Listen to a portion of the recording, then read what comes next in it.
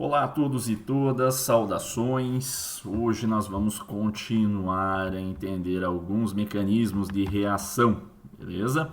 Olha só, na última aula eu tinha apresentado alguns desses mecanismos, né? E pelo menos um mecanismo que era muito simplesinho, vamos voltar aqui, reações elementares, e era reações de primeira ordem em equilíbrio, né?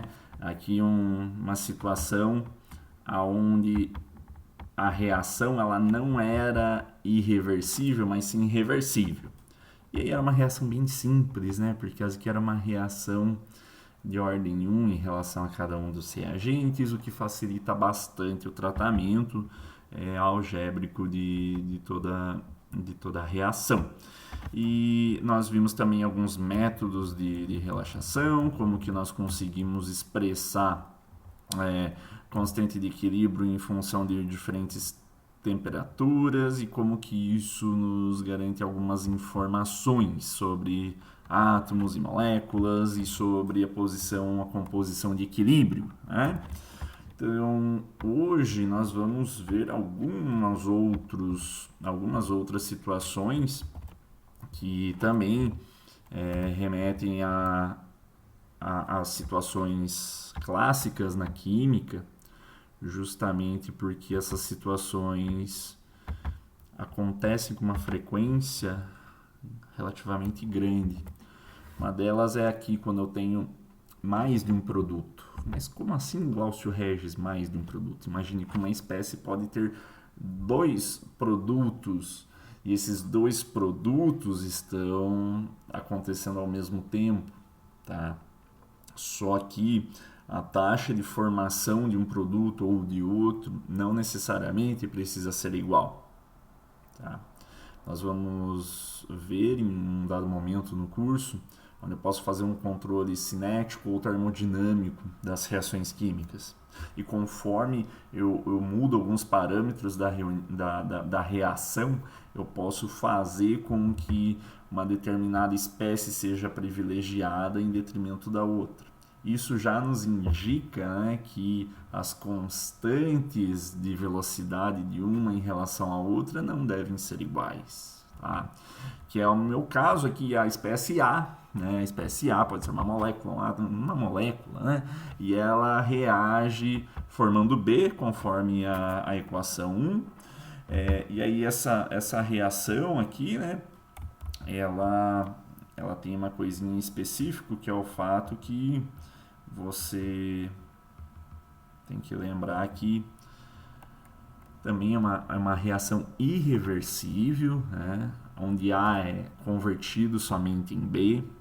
E obviamente se é irreversível não tem o fluxo inverso. Só que A também pode formar C. Então essa é a minha situação de reação consecutiva, tá?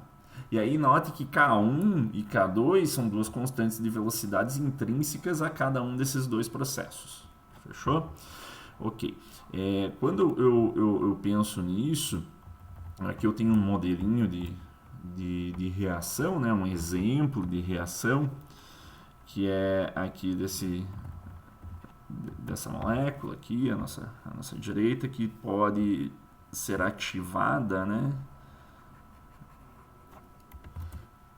Essa cetona, né, melhor dizendo, que ela pode, quando irradiada, né, quando interagindo com a luz de uma determinada frequência, se essa frequência for necessariamente a quantidade de energia necessária para romper uma ligação química, ela gera aqui uma espécie radicalar, né, um álcool radicalar.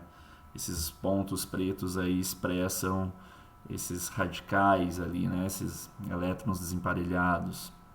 E aí a formação de duas espécies consecutivas, né? A primeira é esse ciclo alcanol aqui, esse ciclo álcool, né?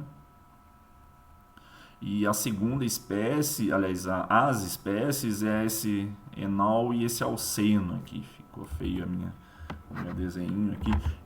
Aqui embaixo, olha, um enol, né, e um alceno. Então, esse nó também está em equilíbrio ali, mas não se preocupa tanto com isso, se preocupa só com o fato, ó, que aqui é a minha situação do A gerando B e C, né? Então eu vou ter uma certa constante aqui e uma certa constante aqui, tá bom? Necessariamente essas constantes são diferentes, né? Geralmente isso acontece, mas aí que vem a pergunta, né? Já que eu tenho uma reação consecutiva, como que fica a dependência da composição, ou também, né, qual é a quantidade gerada de cada um dos produtos? Bem, começa a se tornar complexo, né, por causa que eu tenho duas reações consecutivas acontecendo, mas o que eu vou mostrar aqui é um pouco intuitivo. Por que intuitivo? Olha só, imagine que uma constante de velocidade é muito maior que a outra. Logo, o teu reagente é consumido com uma quantidade muito maior para a formação daquele produto que está atrelado a uma constante de velocidade maior do que a outra. Se torna meio óbvio, né? É mais fácil se Ka for maior do que Kb, já dá para imaginar qual é a maior quantidade de produto, né? Só que na fisicoquímica é legal a gente também provar algebricamente isso, tá? Provar a partir do conhecimento que a gente já tem sobre leis de velocidades integradas, tá? Propor um mecanismo. Quando eu faço isso, né, então isso daqui é um gráfico que já é um pouco manjado, já é um pouco conhecido a todos. Porque o que ele tem aqui? Né? Eu tenho a espécie A, o meu reagente. Essa espécie A, se essa reação depende somente de uma espécie, o que nós temos? Uma situação onde a lei de velocidade integrada é em relação à ordem 1, né? Porque que tanto é que A se converte em B ou em C, aliás, converte B e C de maneira irreversível. Então, a taxa de decréscimo da concentração de A segue uma lei de velocidade integrada à ordem 1. Então, há um decaimento exponencial de A, que é essa curva em azul ou em roxo, né? Vou colocar aqui também em azul, aqui, ó. Essa curva aqui, beleza? Do gráfico. Obviamente, ao passo que o reagente é consumido, os produtos são formados. Se isso é verdadeiro, essa distância entre as curvas B e C, que necessariamente mostram a razão entre as concentrações da espécie B e C, respectivamente, em relação à concentração inicial de A, a distância dessa curva vai ser proporcional também, né, à constante de velocidade. Então, eu já trouxe o gráfico antes, tá, para corroborar com aquela premissa, né? Poxa, será que aquela reação que não tem a constante de velocidade mais alta não vai ser também aquela que vai gerar mais o produto? É bem óbvio que sim, né? E aí, quando eu faço a lei de velocidade integrada, olhem aqui para a equação 3 aqui em cima, né? Agora eu vou para a álgebra da coisa, tem que provar matematicamente e não só ficar em divagação mental. Se bem que a divagação mental ajuda a gente a expandir, né, a nossa forma de pensar, mas vamos tentar ver agora se isso encontra correspondência no que a gente já estimou aí, né, principalmente quanto à lei de velocidade integrada de uma reação de ordem 1. Então, o que eu quero ver? A taxa de decréscimo da espécie A em relação ao tempo, né? A velocidade de consumo de A em relação ao tempo. E aqui não tem nada de novo, né? Menos K1 vezes a concentração no tempo T. E, obviamente, isso é referente ao processo que leva a um dos produtos ali, né? O produto B, por exemplo, que está atrelado, vou voltar aqui, né? Que vai estar atrelado a uma certa constante de velocidade, né? Como aqui. e obviamente a taxa de decréscimo de A que vai gerar C vai ser, portanto, proporcional à concentração de A e a constante de velocidade, né? Então eu posso tranquilamente deixar em evidência aqui, né, os termos, e eu tenho uma expressão aqui que me representa, né, a taxa de consumo, né? E aí eu tenho que lembrar que a taxa de consumo do meu reagente para uma reação consecutiva, tá? Então, nota, eu só peguei e coloquei as coisas em equações que nós já vimos, nós já conhecemos.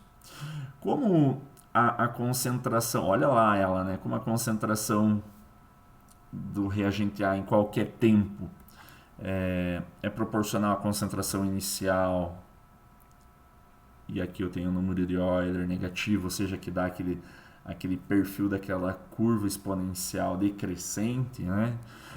A única coisa que você percebe da equação 4 da lei de velocidade integrada de ordem 1 é que eu tenho ali entre parênteses o K1 mais K2. Poxa, mas da onde que 3 virou 4? Integrando, né? Passa o da equação 3, daí passa o dt aqui ó, vamos desenhar, né? Passa o dt para o lado de lá, passa a concentração para o lado de cá, ficou uma bagunça, mas você sabe onde que eu quero chegar, né? Integra de 0 até um tempo t, maravilha, tanto as concentrações quanto o tempo, e você chega nessa expressão 4, é a mesma coisa, né? É a mesma coisa, só que, claro, é o mesmo algebrismo, isso que eu estou querendo dizer, né?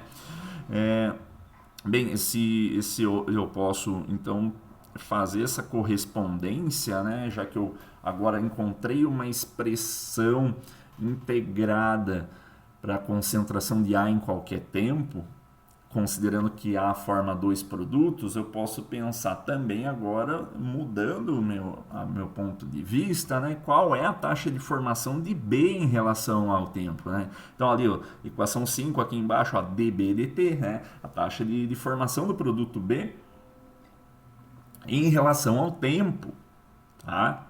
Fechou? É óbvio que essa taxa de formação vai ser proporcional aqui K1, que é a constante de velocidade, relacionada a esse processo de A para B, que era o K1, lá, né, da primeira equação, vezes a concentração de A no tempo t. Pega a equação 4 aqui e substitui ali. Fechou?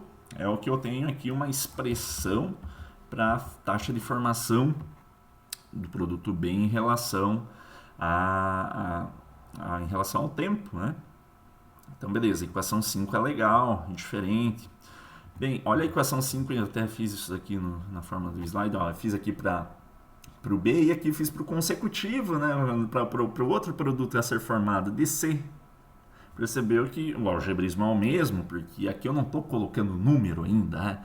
E essa é a parte legal, chata da álgebra, né? Que às vezes você fica ali, poxa, mas cadê o número dessas expressões? Não, antes você organiza toda a ideia, né? Organiza tudo, a expressão algébrica, e depois sim você vai perceber, vai ter umas sacadas aí do que isso representa, quando colocar número, o que vai acontecer.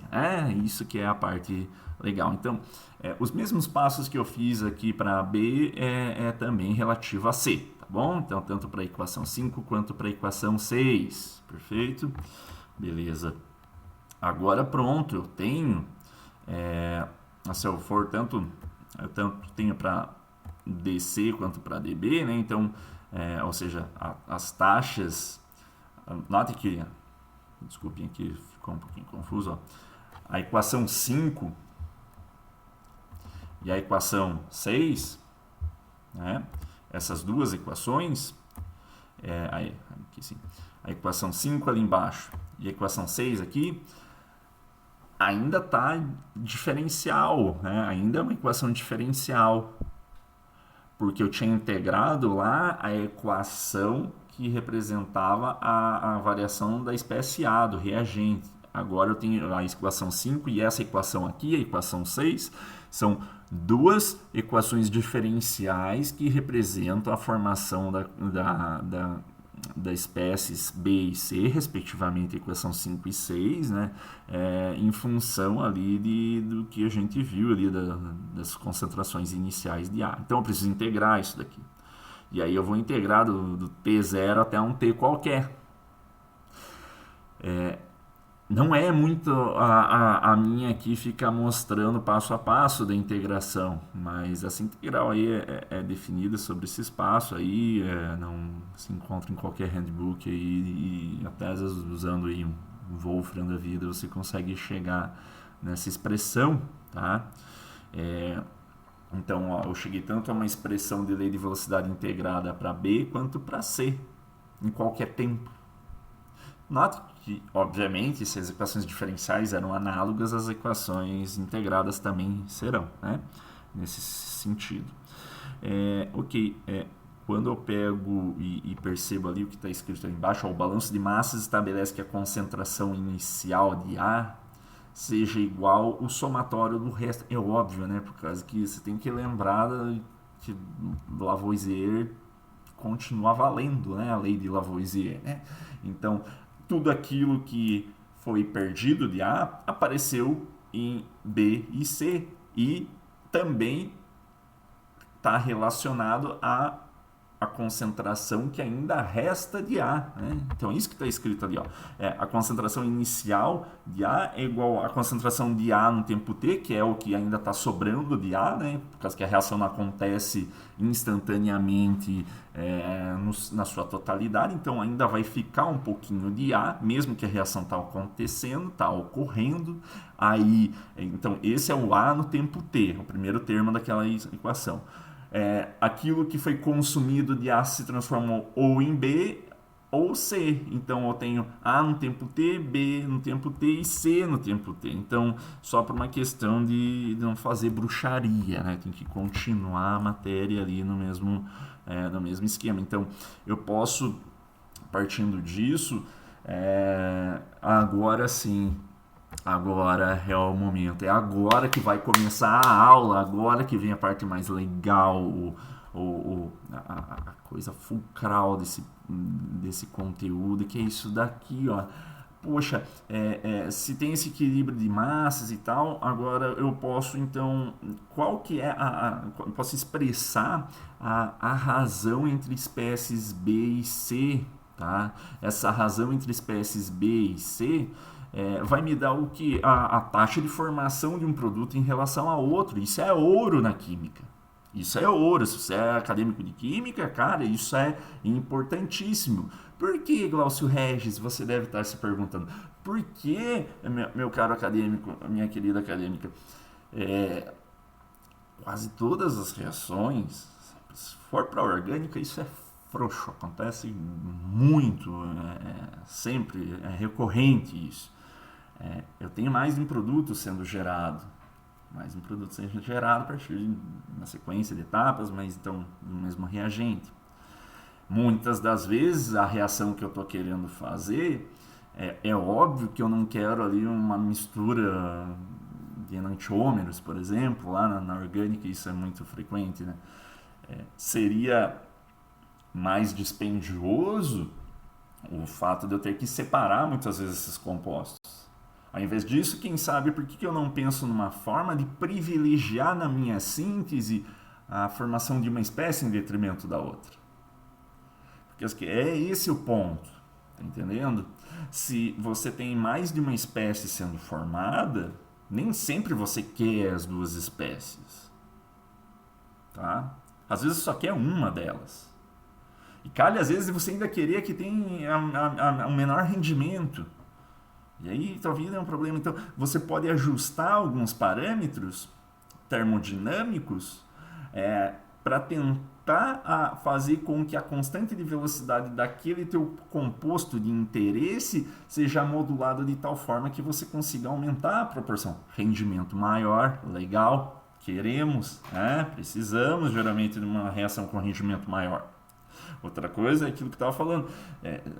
Por mais que eu consiga mexer nesse rendimento, mas se eu tiver proporções equivalentes, muitas vezes eu preciso de mais um processo para fazer a separação dessas moléculas. Isso encarece, isso é mais tempo de barriga na bancada, né? Então, se eu conseguir lá atrás, já conseguir ajustar a minha reação para me fornecer somente o que eu quero, legal, já poupei um esforço, poupei dinheiro, poupei tempo, maravilha, né? Então, como é que eu consigo observar isso a partir de todo esse algebrismo? Ué, vamos ver qual que é a razão entre B e C, a formação de um produto em relação ao outro, né? Então, a equação 9 é exatamente, pega B e divide por C, pega a equação de B e divide por C, tá aí, tá tranquilo. E aí se passa o facão, né? Passou ali, resolveu, fatorou tudo que tinha, você percebeu que isso, ó, se você cancelar todos os termos, né, que são pertinentes, porque de fato são, né, você consegue cancelar essas coisas aqui, manda o K1, K2 ali para cima, divide, passa, subtrai, quarta, e aí você percebe, ó, que vou aumentar aqui para deixar bem legal aqui para você entender tudo, você ficar aqui bem faceiro que você entendeu, né? Aí, ó. Não ficou bom, vamos voltar aqui. Quando eu tenho a espécie B, quando eu mostrei lá a espécie B, a constante de velocidade dele era K1 e a espécie C, em vermelhinho aqui que eu vou colocar, ó, a constante de velocidade relativa à conversão de A para C era o K2. Então, aqui fica provado algebricamente que se eu quero ter mais B, por exemplo, eu preciso fazer com que o meu K1 seja maior do que o K2. Tá? E aí que vem aquela história lá que eu estava falando, eu posso controlar termodinamicamente isso. Tá? Por causa que K1 e K2, nós já vimos lá na equação de Arrhenius, né? Tem ali um fator pré-exponencial, um fator exponencial, um deles está muito atrelado à energia, a entalpia, um deles também está um pouco atrelado, o fator pré-exponencial está atrelado a um parâmetro entrópico, então eu consigo muitas vezes ajustar esses parâmetros, não que eu consiga mexer nisso, mas ao mudar a temperatura, por exemplo, eu consigo fazer com que haja um novo equacionamento da minha constante de velocidade. Então, e agora ficou provado que tamanho será a formação de B em relação a C, quanto proporcional será a razão entre K1 e K2. Eu sei que você deve estar pensando agora, nossa, Glaucio, mas você já deu a resposta no início. Sim, mas aqui eu só provei para você que haverá a produção de uma espécie em relação a outra em relação a essas constantes de velocidade, tá? Ficou provado para vocês. Outra coisa que também decorre disso é o que está escrito ali embaixo, né? Olha só que legal. Se você consegue necessariamente fazer com que na tua reação que acontece ali consecutivamente para duas espécies, né? Um reagente para dois produtos, o simples fato de você levar até o equilíbrio essa reação e medir a proporção de B em relação a C te permite conhecer essa razão de K1 e K2. Então, medir constante de velocidade também é algo importante, também é relevante. Então, olha só, a partir da composição, né? A partir da composição do teu meio, você consegue expressar a razão entre as constantes de velocidade. Queremos, gostamos, isso é bom, isso é saber a termodinâmica do sistema, né? Continuando, então, se eu tiver reações que são elementares e consecutivas, e aqui a gente vai se estender um pouquinho mais, porque isso é interessante e é importante, né? Olha um exemplo aqui, né? Primeiro, né, o que é uma reação elementar consecutiva? É uma reação desse tipo aqui, ó. Eu tenho um reagente A, forma um intermediário. Essa é a palavra, né? Por isso o I ali. E esse intermediário vai a um produto, se converte em produto. novamente, vamos dissecar o que tem aqui nessa equação. A equação fala para você, né? Ela fala, você precisa entender. A está indo para I de maneira irreversível, tá? Irreversível. E aí tem esse processo uma constante de velocidade, K subscrito A. O intermediário está indo para produto de maneira irreversível. Logo vai ter um outro papo aí que vai ter um reversível no meio, tá? Aguarde aí. Então o intermediário está indo para produto, tá? E aí esse intermediário ele pode, obviamente ele está assumindo com o tempo, né? Ele está sendo consumido. O exemplo mais legal, ó, por que essa palavra irreversível às vezes eu friso bastante, não porque eu tenho defeito na cabeça, mas é porque às vezes são esses detalhes que fazem diferença, tá? Porque eu vou fazer agora a mesma coisa de pegar a lei de velocidade, a parte diferencial dessas leis de velocidade, verificar o que eu quero calcular, geralmente é a taxa de formação de produtos, e equacionar em relação a isso. Então, se eu não lembrar ou não me ater a ideia de que um processo é irreversível ou reversível, eu posso acabar calculando uma coisa e pensando que estou fazendo outra, tá? E calcular errado nunca é bom, né? Então, e o que é uma reação irreversível, né? Uma reação irreversível, o próprio nome já diz. Então, aqui o exemplo, né? O urânio 239, uma espécie relativamente instável, né? O urânio 239, esse tempinho ali em cima, 23,5 minutos, então 23 minutos é o tempo de meia-vida do urânio 239. Então, a cada 23 minutos e meio, metade da concentração inicial do urânio se vai. Se vai e vai para onde? Vai e vira Neptúnio, tá? Neptúnio. Então, esse Neptúnio é formado, é um intermediário. Esse Neptúnio, ele não vai voltar a ser urânio, tá? O urânio ele perde pode ver até a massa, né? 239, Neptúnio 239 também, né? Acho que só perde algumas partículas, acho que perde só prótons, né? Portanto, olha só, deve ter ali uma conversão ou de um próton aliás, de um nêutron em um próton, algum lance assim, né? Que faz com que tanto o urânio quanto o Neptúnio sejam isóbaros, né? Tem a mesma massa, e esse 23,5 minutos é o tempo de meia-vida, né? E aí quando o Neptúnio se forma, então o urânio foi para Neptúnio, o que vai sendo formado de Neptúnio depois de 2,35 dias, 2 dias e um terço, né? Mais ou menos, vira Plutônio 239. Então, isso aí só acontece nesse sentido, por isso irreversível, né? Só acontece em um único sentido. Então, é aqui que vem a importância de um certo raciocínio. Só vai ser gerado plutônio depois de ser gerado Neptúnio. Isso vai ser importante logo mais. Tá? A partir do momento que é gerado Neptúnio, esse Neptúnio vai começar, só que ele é mais lerdo para se converter para plutônio do que o urânio para Neptúnio, por causa do tempo de meia-vida ali, né?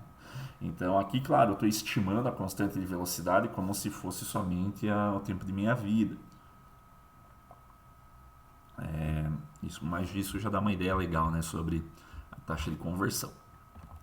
Agora, quando eu pego o perfil desse tipo de situação, olha aqui o gráfico, né?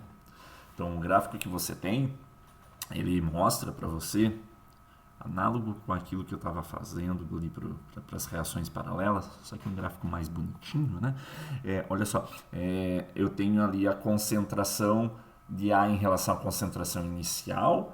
Vamos rabiscar que fica melhor, né? aqui, ó, a concentração de A, fazendo uma nuvenzinha vermelha em cima aqui, em relação à concentração inicial, está bem grande quando o tempo ainda não passou, né? Então aqui na ordenada eu tenho no eixo Y, no eixo X eu tenho o tempo e aqui a razão, né? Razão entre as espécies. Então eu tenho uma alta concentração de A, né? E aí essa concentração de A vai diminuindo com o tempo, vai diminuindo, diminuindo, diminuindo, diminuindo. Meu gráfico fica ruim porque é meio difícil escrever com isso. E aí, ao passo que, tinha que dar um zoom ali, né? Mas o gráfico que eu consegui do livro era o que tinha. Quando vai caindo a mesma taxa, né? Vai decrescendo a concentração de A na mesma taxa que a gente viu ali, porque é uma reação de ordem 1, né? Essa reação de ordem 1 vai acontecendo e a taxa de formação de quem? Ó, aqui, ó, novamente uma outra nuvenzinha vermelha. A taxa da concentração do intermediário em relação à concentração inicial, né? Então, cai a concentração de A, aumenta a concentração de I. E aí por isso que até não dá para ver muito bem essa linha da concentração de A, né? Tá bem escondida aqui. Por quê? Porque o tempo de minha vida do urânio para o Neptúnio, naquele caso, era relativamente pequena em relação ao tempo de minha vida do Neptúnio até a formação do Plutônio, né? Essa é outra ideia, né? Aí aqui, ó, 23 minutos para você com, poxa, então muito do urânio, pensa aí para passar, por exemplo, para ser gerado o primeiro átomo de plutônio. Então, beleza, precisou passar 23 minutos para a concentração de urânio chegar até a metade, então levou 23, vamos arredondar aí, 23 minutos e meio para ser formado um X ali de quantidade de Neptúnio. Dali você começa a contar 2,35 dias para que metade disso seja convertido em plutônio. Então o time frame é bem maior, né, do que o urânio para o Neptúnio em relação do Neptúnio para o plutônio. Não é? Isso quer dizer o quê?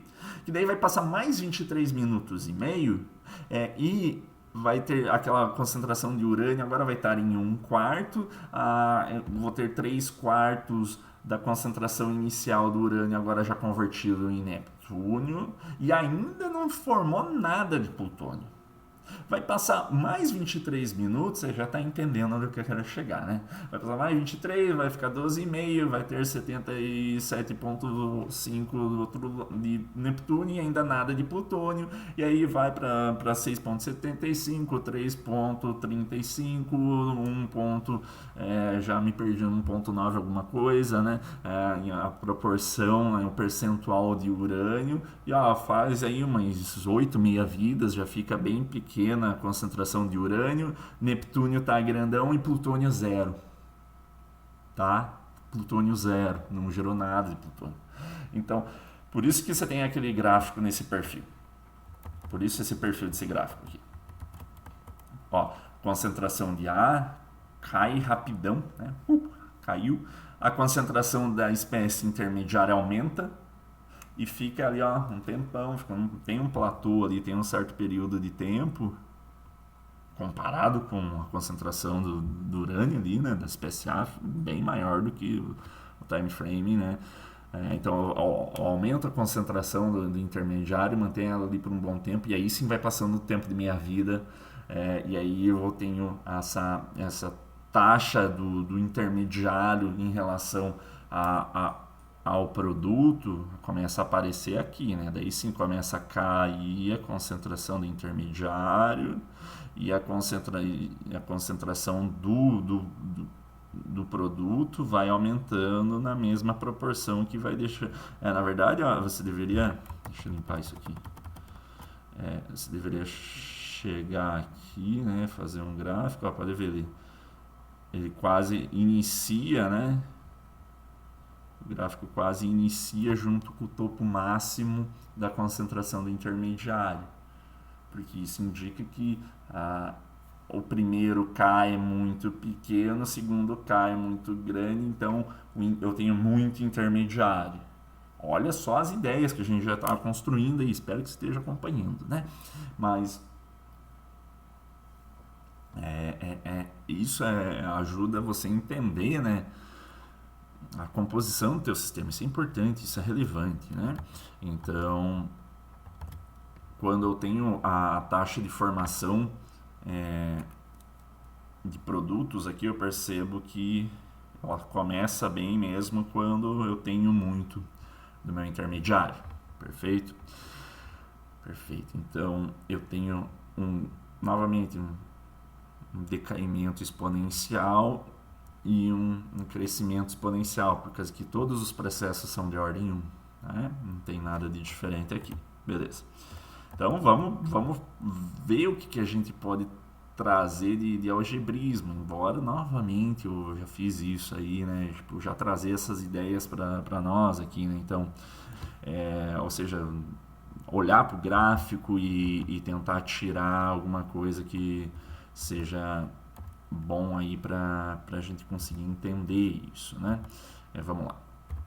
Olha, se eu tenho o mesmo processo, só passar aqui que isso ficou um pouquinho ruim, aí agora melhor. Se eu tenho o mesmo processo acontecendo, opa, desculpem por isso. Então, se eu quero expressar o mecanismo de reação desse tipo de reação consecutiva, né, eu preciso lembrar que tudo é um processo unimolecular, tudo é reação de ordem 1. E aqui, ó, novamente, a concentração de A, né, a taxa de variação de A é respectiva aqui à equação 14. Nada de diferente, né? Eu posso depois integrar isso e achar a concentração de A em qualquer tempo. Ou seja, vai ser proporcional justamente a Ka e a concentração, né, de A. Eu acho que era um A0 aqui, né, concentração inicial, né, para fazer sentido, acho que só faltou isso. E aí aqui na equação 15 eu represento a composição em relação à espécie I, né, o meu intermediário. Por isso que eu deixei a equação 3 aqui para você conseguir se ligar à concentração de I. E agora lembra daquilo que eu falei, né? Ó, a concentração de I, então ela é proporcional àquilo que A se converte em I e também é proporcional ao que eu tenho de I indo para P. Né? Então, se forma I, se consome I. Então, por isso a taxa de variação da concentração, da variação da concentração de I, ela é tanto proporcional à sua formação quanto ao seu consumo. E aí a gente já está entendendo que essa magnitude de Ka e Kb que vai ou achatar aquela curva ou deixá-la mais pontuda, né? Porque agora eu só estou com letras e não números, né? Beleza? Mas lembra que o produto ele é proporcional a somente a concentração de I. Tanto até que naquele exemplo ali do plutônio ali foi bom, né? Porque já que as constantes de velocidade eram tão distintas, isso me levava a entender, é óbvio, que só vai ter plutônio lá no fim, desde que tenha ali uma concentração intermediária de Neptúnio. Então, preciso de I para ter P. Né? E é isso que está expresso ali na equação 16. E aí,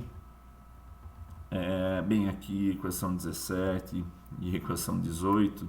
Mas claro, a equação de 17 era aquilo que eu já falei várias vezes, né? Essa taxa aliás, não era nem A0, não.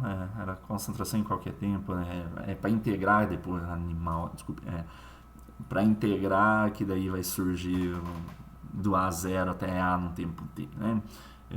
Que eu estava falando, não, deve ter um zero ali, não tem não. Mas isso daqui já é manjado, né? Então, essa daqui é a velocidade integrada desse tipo de reação, né? E aí eu posso simplesmente pegar aquela expressão de I, né? Olha aqui, ó, a expressão 15, e substituir A, ou seja, a concentração de A em relação à equação 15, né? Que é o que eu tenho aqui na equação 18. Então, Eu pego aquela expressão da taxa de crescimento ou de consumo e de formação de DI, né? Lembra? E ele está sendo formado e está sendo consumido. Então eu preciso contabilizar tanto esses dois sentidos. Então aqui eu já tenho uma expressão, na expressão 18, quando eu coloco a concentração de A pela equação de velocidade integrada, eu já consigo ali estimar, né? Eu consigo deixar uma equação que representa ali a taxa de variação da espécie I. Tranquilo, tranquilo. E agora eu integro tudo isso. Né? Pego aí a integração, né, da concentração do I0 até I num tempo t, e eu eu posso reorganizar alguns termos ali e tal, e deixar tudo, obviamente, conforme a equação 20 está mostrando aqui, deixo tudo em função de I, beleza? Agora, olha só, né, é uma equaçãozinha que tem dependência tanto das duas constantes de velocidade, tanto de A e de B, quanto da concentração inicial de A. Tudo isso surgiu da integração, né? Não vou mostrar o passo a passo aqui. E aí aquela mesma constatação que eu fiz sobre a lei da conservação da massa também vai ser válido para cá, né? A soma de A em qualquer tempo, de I em qualquer tempo, de P em qualquer tempo, tem que ser igual a zero, né? Não vai criar matéria do nada. Então eu consigo reordenar, só uma constatação que depois vai ser útil aí para nós, né? Porque se eu tenho aqui uma expressão para I, eu também consigo chegar numa equação para P, né? Justamente só reordenando e usando essa constatação aí da lei da conservação da massa. Perfeito? Que é a minha equação 22 aqui ao lado do meu óculos, né?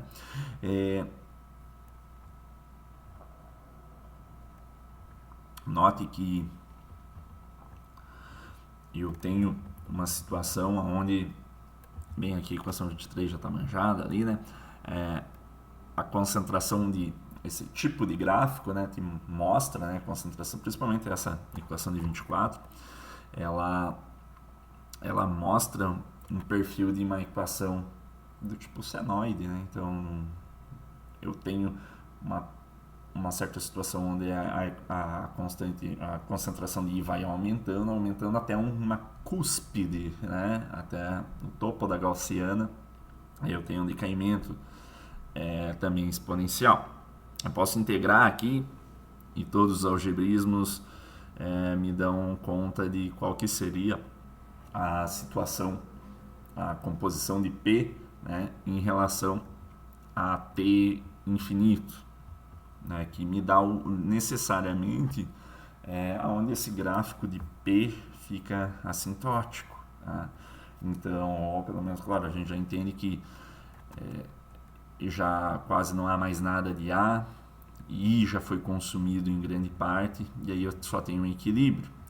Então, o que pode fazer com que essa curva seja achatada, né? Então, aqui eu percebo que há uma dependência clara, tanto de P quanto de I, com as duas constantes de velocidade. Tá? Parece óbvio, mas aqui foi mostrado algebricamente que essas duas constantes de velocidade compõem, né, a taxa de formação de P. Agora, quando eu tenho situações do tipo essas duas aqui, note que é o mesmo processo ABC, né, o A intermediário e P, A e P. Eu tenho aqui duas situações, quando K1 é muito maior do que K2, que é mais ou menos aquilo que eu vi aquilo que eu vi do Neptúnio, né? do Urânio para o Neptúnio para o Plutônio. O K1 não era muito maior, né? Ou seja, não era muito mais veloz, porque eu lembro ali que era taxa, cuidado, né? Só para não cair numa errada aí, né?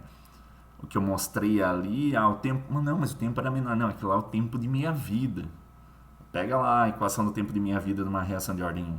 Então, necessariamente, aquilo vai expressar que vai ter uma ordem, vai ficar um recíproco do outro, né? Então, o tempo de meia vida mais curto indica um K1 maior, né? Então, um K1 maior quer dizer que a taxa de conversão da espécie A para o intermediário é maior. Eu vou gerar muito intermediário, vou consumir muito do A. Então, é essa curva aqui, ó, essa curva em vermelho. Ó. Eu tenho o K1 muito maior do que o K2. Só que ele, cuida lá, no exemplo do Neptúnio, era tempo de meia-vida. Tá? Tempo de meia-vida, e não constante de velocidade. Então, eu gero muito... no caso ali por ter um tempo de minha vida muito curto, que necessariamente uma constante de velocidade muito grande, eu vou gerar muito K1. E aí, óbvio, que eu tenho esse perfil de curva. Agora olha a curva ao lado, né? O que é a curva ao lado? É o mesmo processo, né? Só que eu tenho agora o K2 muito maior do que o K1, que não é aquele exemplo do Neptúnio. Mas o que seria, então? Seria uma situação onde a taxa de conversão do intermediário até o produto é tão rápida que formou intermediário e virou produto. Formou intermediário e gerou produto. Sendo assim, não tem muito tempo de existência para o intermediário. Olha aqui a curvinha como ficou achatada, estou fazendo em vermelho ali embaixo, olha ali para baixo. Ó. Não tem muito da espécie do intermediário. Ou seja, a situação onde o K2, né, a segunda constante de velocidade do intermediário para o produto, ela é muito grande. Tá? E aí eu tenho essa situação onde eu formo pouco intermediário, e eu posso até fazer uma aproximação nessa linha pontilhada, né? Se K2 for muito maior do que K1, deixa eu ver se não está aqui no próximo slide, né? Seria mais ou menos isso aqui também, uma forma de representar tudo isso, né? Se K2 for muito maior do que K1, né? Daí eu tenho essa linha pontilhada ali, eu tenho praticamente a espécie I quase está num platôzinho muito baixo ali, né? Toda ela é convertida, né? Aqui está fora de escala, né?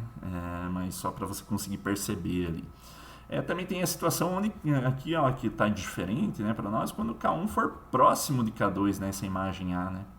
Então, quando K1 for próximo a K2, eu tenho uma situação ali de quase de equilíbrio, né? Então, eu vou gerando I e esse I vai se consumindo na mesma taxa de formação de I, vai sendo consumida na mesma taxa de formação de I, tá bom? Então, essa minha situação aqui que vai chegar agora numa importante constatação.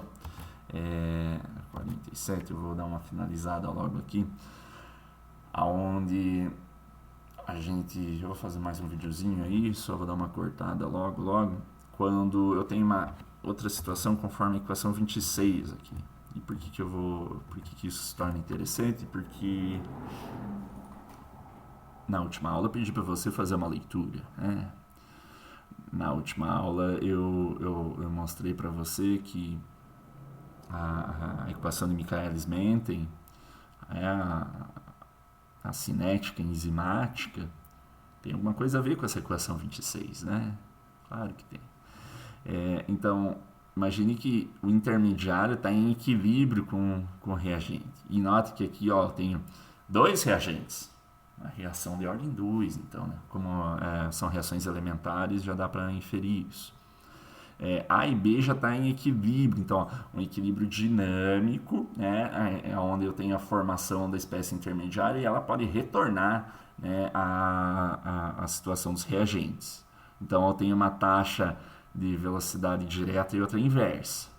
Só que I também pode se converter para P. Então olha só, eu tenho uma competitividade. Então eu tenho K, K' e KB, respectivo para a formação do intermediário, para o consumo do intermediário em detrimento do retorno na condição de reagentes e, por fim, o intermediário indo para produtos.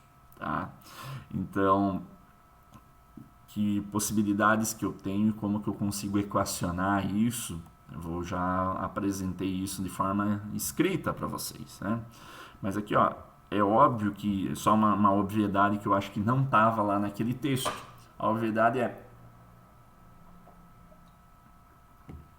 esse mecanismo só é possível quando o K' é muito maior que o KB. Né? Por causa que, ó, se for o inverso, ó, se K' for muito menor do que KB, é mais ou menos como se eu não tivesse um processo reversível, né? Porque se KB é muito maior de K', quer dizer que todo intermediário formado já se torna produto. Por quê? Porque KB é maior do que K', tá? Então, para que isso aqui seja válido, o K' tem que ser maior do que o KB. Então, a taxa de conversão do intermediário em reagentes, voltando no sentido, tem que ser maior do que a de formação de produtos. Aí isso aqui tudo faz sentido, tá? E aí eu vou fazer uma pausa aqui e a gente já vai voltar com as ideias sobre o mecanismo de Michaelis-Menten e como que esse tipo de equilíbrio interfere lá, tá bom? Até mais.